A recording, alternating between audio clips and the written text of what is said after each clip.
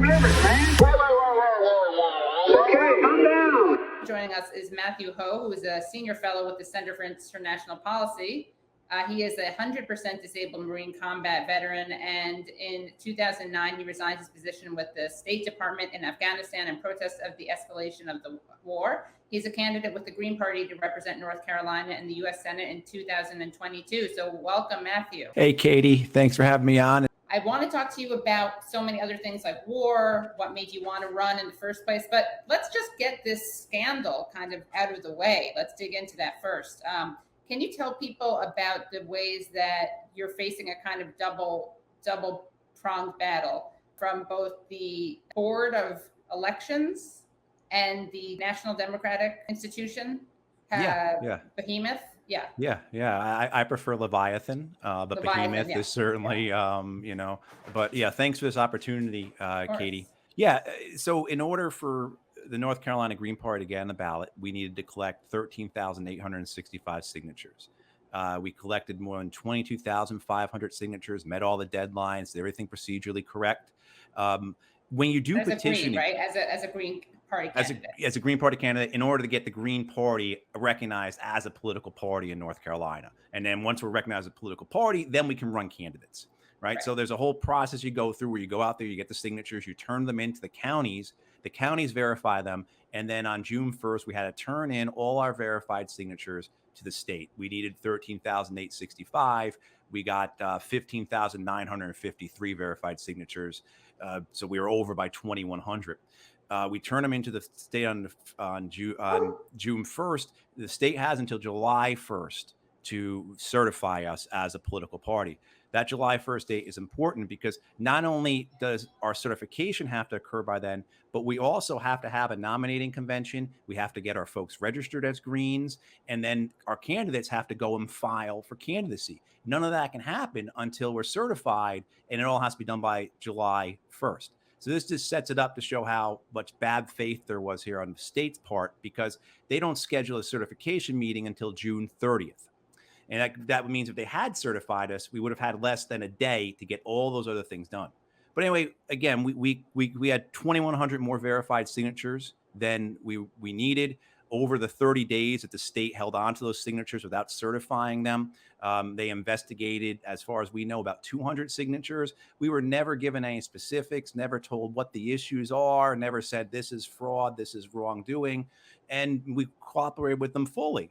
And so we go on the certification hearing on June 30th, and the state says, and those 200 signatures never counted towards our total anyway. They were part of the signatures that were not validated. And you always have signatures in a petition process that are not validated. Across the country, it's about a 75% validation rate. This goes over and over and over again, hundreds of petition drives, and you always have about roughly out of every 4 signatures you collect, only 3 are going to count. So nothing out of the usual here to have signatures that didn't count. But what they say is because there are these irregularities, which again, they never define, they never say this is wrongdoing over 30 days. They say because there were these 200 or so, or however many, that's undefined as well, signatures, there could be more. And because there could be more, that means we need to investigate further. But because tomorrow is the deadline, we don't have time to investigate, so we're not going to certify you. And that was it. We were denied certification. And there are multiple levels to that as well. We can go into deeper if you'd like, as well as the presence of the Democratic Senatorial Campaign Committee through all this, and the Mark Elias law firm, the Elias Law Group. If people aren't familiar with Mark Elias, he's arguably the Democrats' most prominent attorney. The Elias Law Group bills itself as the biggest and strongest Democratic law firm in the country.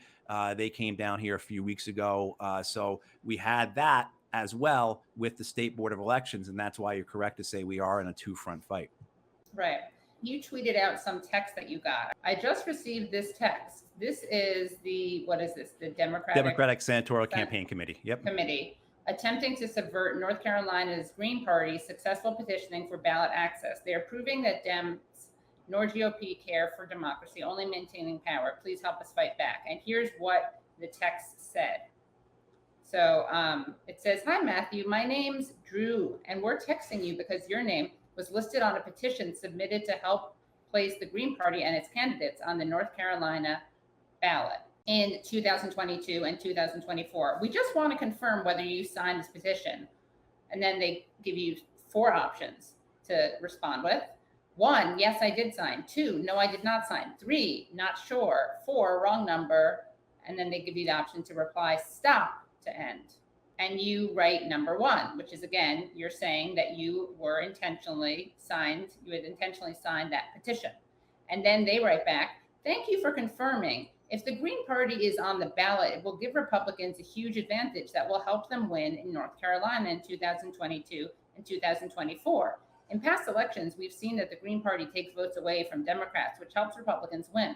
With abortion rights in the balance, we can't afford to give Republicans more of an advantage. Are you interested in asking the Elections Board to have your name removed from this petition? So can you explain what was going on there? Yeah. So again, this is parallel to what we're dealing with the State Board of Elections, but there's obviously collusion between the partisan State Board of Elections, which is controlled by the Democrats because the Democrats have power in North Carolina through the governor's office. So on the actual board of the State Board of Elections, there are 3 Democrats and 2 Republicans. And when they denied us certification, it was a overtly, brazenly partisan process. 3 Democrats voted against, 2 Republicans for. And of course, if I was a conservative candidate, it would have been the opposite. I mean, so it just shows that the 2-party system is corrupt, undemocratic, and harmful. Yeah. This is the parallel effort by the Elias Law Group. So about 3 weeks ago, we found out the Elias Law Firm was down here from DC operating.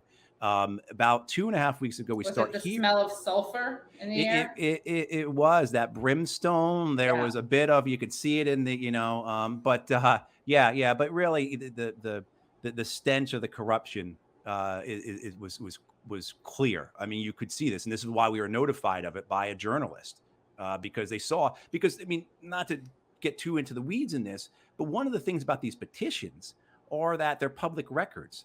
And when we were out there gathering these signatures, we had an obligation not to use those signatures and that information for anything other than the purpose of getting on the ballot. So I can't take those 22,500 signatures we collected, all the addresses and names and everything else, and then use it for my campaign.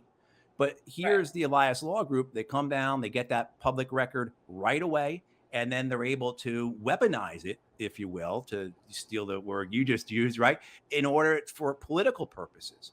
But we get told by people that, hey, someone called me and said, can you remove, they wanted me to remove my name from the petition. And then we start hearing from people saying, you guys called me and asked me to remove, right? And it's like, what is going on? Let's play that. Yeah, the audio explains it all. Yeah. You're calling to confirm whether or not I signed it. So this is someone who is from the Green Party, right? Who reported this phone call that he had. You're calling to confirm whether or not I signed a petition. Mass, who are you calling with? No response. What organization? Oh, is this the Green Party?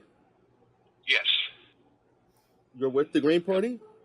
Yes, and we have you listed as wanting to get the candidates on the North Carolina ballot. Did you sign that petition? So you were calling as a representative of the Green Party? As a volunteer, yes. Okay. Yeah, I did sign it. Okay, and would you say you strongly support it or just somewhat support it? I mean, I don't think I'd sign something unless I strongly support it. Okay, well, thank you for confirming. Animal participation in elections is important if the Green Party is on the ballot. It will take votes away from Democrats, giving Republicans a huge advantage that will help them win North Carolina in 2022 and 2024. There's far too much at stake to let this happen. Are you interested in asking to have your name removed from this petition or leave it as is?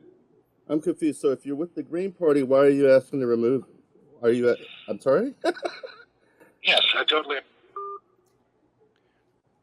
So that's interesting. That must be like a self-loathing member of the Green Party or something, trying to understand the universe in which someone from the Green Party would be calling someone else to encourage them to take their name off of a petition, which is getting the Green Party on the ballot. Right.